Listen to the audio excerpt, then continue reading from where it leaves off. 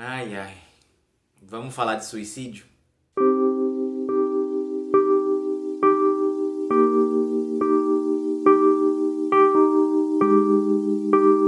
Fala pessoal, bem-vindos a mais um vídeo do canal Hipnoanálise. Meu nome é Henry Dávila, minhas redes sociais estão aqui na descrição. E agora, como a gente está entrando no Setembro Amarelo, né, dia 10 de setembro aí é o Dia Mundial de Prevenção ao Suicídio, eu vou fazer uma série de vídeos aqui relacionados com o tema. Primeiro esse, né, que fala sobre o suicídio em si, e depois eu vou falar de alguns assuntos que estão conectados com o ato suicida, né, que são a depressão, a ansiedade e algumas outras coisas, transtornos e tudo mais. Então nesse primeiro vídeo a gente vai falar do suicídio em si, mas vão ter outros vídeos que eu vou falar sobre assuntos relacionados aqui nesse mês de setembro. Bom, e eu comecei esse vídeo, né, falando, né, vamos falar sobre suicídio porque um dos maiores problemas, fora, né, o próprio suicídio, é que uma coisa que poderia até evitar, ou poderia adiar, ou poderia dar mais tempo para a pessoa se tratar, é falar sobre o assunto. As pessoas não falam, as pessoas ignoram, e principalmente quando alguma pessoa tá com alguma intenção, tá pensando sobre, ela vai falar com algum amigo, algum parente, e a pessoa fica desviando do assunto, ela não consegue falar daquilo, ela fala, não, imagine, você é muito jovem, para de falar nisso, pensa coisa positiva. E isso muitas vezes acaba atrapalhando, porque aquela pessoa quer falar sobre aquilo para tirar aquela dor de dentro dela, ela quer compartilhar com alguém essa dor para diminuir. E se você não quer falar sobre o assunto, se você não deixa ela falar, aquela dor vai ficar do jeito que tá e talvez até aumente, então isso vai acabar potencializando talvez a vontade dela de cometer o suicídio, coisa que se você se dispusesse a ouvi-la, pelo menos, sem julgamentos, talvez acabasse dissuadindo ela de alguma forma. Por isso que é importantíssimo, tá, para vocês, leigos aí que não são da área da psicologia principalmente, é ouvir, não julgar, não fique falando coisas do não, mas você é muito jovem, você é muito bonita, porque isso tudo não tem importância nenhuma para uma pessoa que está sentindo uma dor tão forte emocional a ponto de querer tirar a própria vida. Então, em vez de ficar falando esse tipo de coisa, né, ouça o que ela tem para dizer, escute, vá se inteirar sobre o assunto, né, se você acha que tem algum amigo aí que tem mais ou menos essa intenção, para que você possa ajudar ele de alguma forma, mesmo que não profissional. Então o suicídio é considerado hoje, né, um problema de saúde mundial, né, um problema mundial de saúde, e estima-se que aproximadamente 800 mil pessoas morram por ano por causa de suicídio, né, 800 mil pessoas tiram a própria vida. E como eu falei no início do vídeo, dia 10 de setembro é considerado aí então o Dia Mundial de Prevenção e Combate ao Suicídio, né? E como agora a gente está no Setembro Amarelo de 2021, que tem até uma ênfase especial aí, né? Porque a gente está no ano de pandemia ainda, e nessa pandemia as pessoas, as crises de ansiedade, as pessoas com depressão ficaram muito mais ainda depressivas e ansiosas do que já estavam, por não ter como fazer muitas coisas que elas faziam muitas vezes pra, sei lá, pra desestressar, pra esfriar a cabeça. Tá tudo fechado, né, não pode funcionar. Agora as coisas estão começando a voltar, mas a gente não sabe se vai ter alguma outra nova variante, vai fechar tudo de novo. Então a depressão e a ansiedade em si, né, que já são um dos maiores aí transtornos que levam a pessoa a cometer o suicídio, ficaram muito mais fortes dados os acontecimentos da pandemia. Esse ano, né, e ano passado também, mas esse ano e o ano passado tem uma ênfase muito especial ainda nesse combate por causa desse problema agravante que é a pandemia. Então a gente precisa separar primeiro, né, em suicídio e ideação suicida, né, que quando a pessoa, suicídio é quando a pessoa já comete, né, o suicídio é o ato de fazer atitudes danosas que tenham a intenção de acabar com a própria vida, e a ideação suicida é quando a pessoa fica pensando sobre, cogitando, planejando. Isso aí é a ideação suicida, tá? O suicídio mesmo é quando a pessoa realmente comete o ato e atenta contra a própria vida diretamente.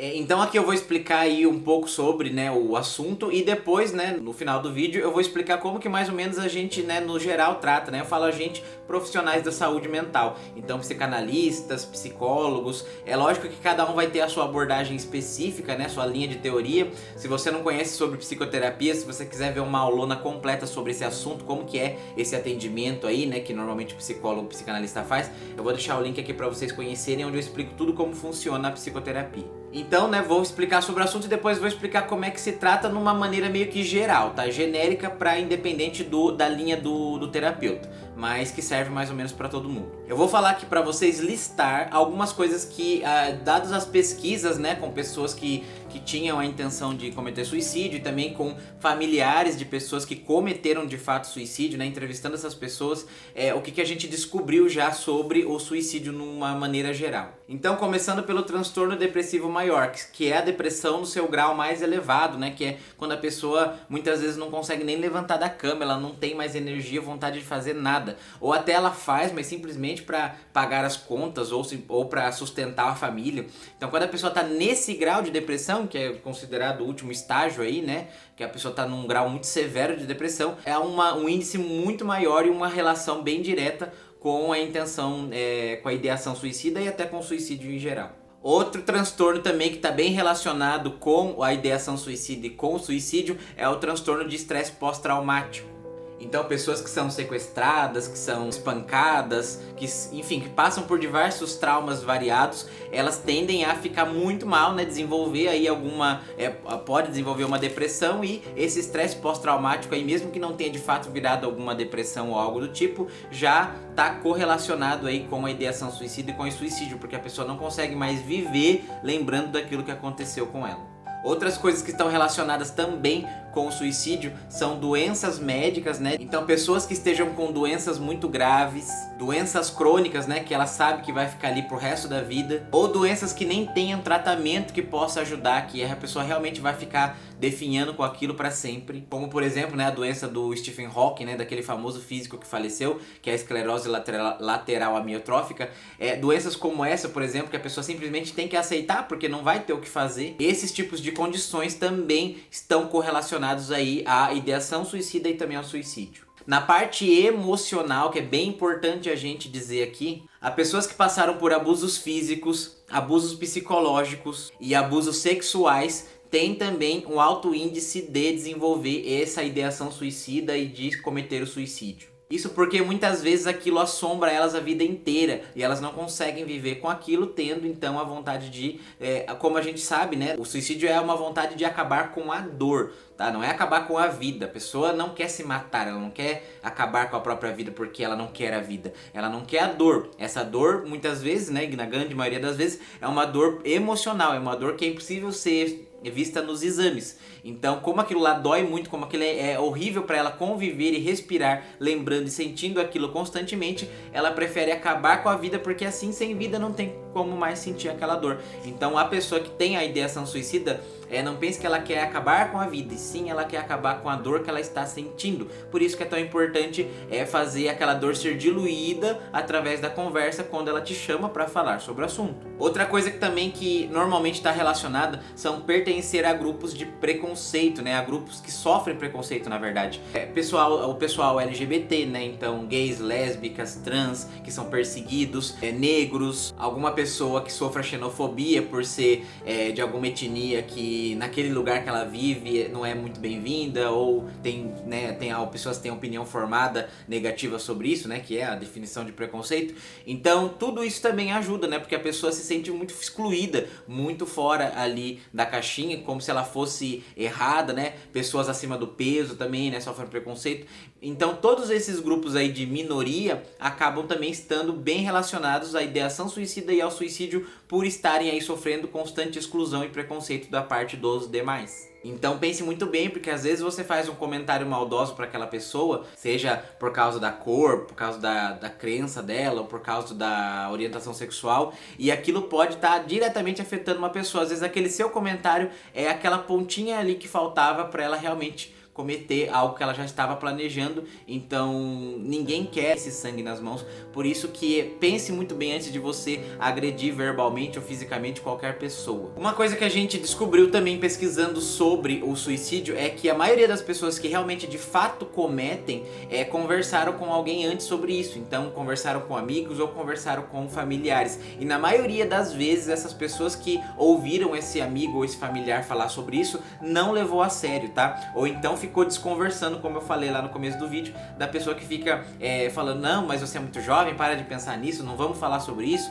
Então a maioria lidou assim e acabou, né, por resultando nisso, né, que é a pessoa tirando de fato a própria vida. E lembre-se que comentar sobre o suicídio pode ser simplesmente um desabafo, Pode ser uma brincadeira, né? Uma brincadeira. Ou realmente pode ser um grito por socorro. E como a gente não pode ter certeza, não tem como ter certeza, sempre é bom a gente levar a sério e ajudar essa pessoa, ouvir ela, ver se ela realmente pensa nisso e incentivar ela a procurar ajuda profissional. E se você aí que está me ouvindo tem a ideação suicida, se você está planejando, se você pensa nisso, por favor, se você não tiver condições de entrar em contato com um profissional e agendar consultas, que é o mais indicado, né? Eu atendo online, por exemplo, se você quiser.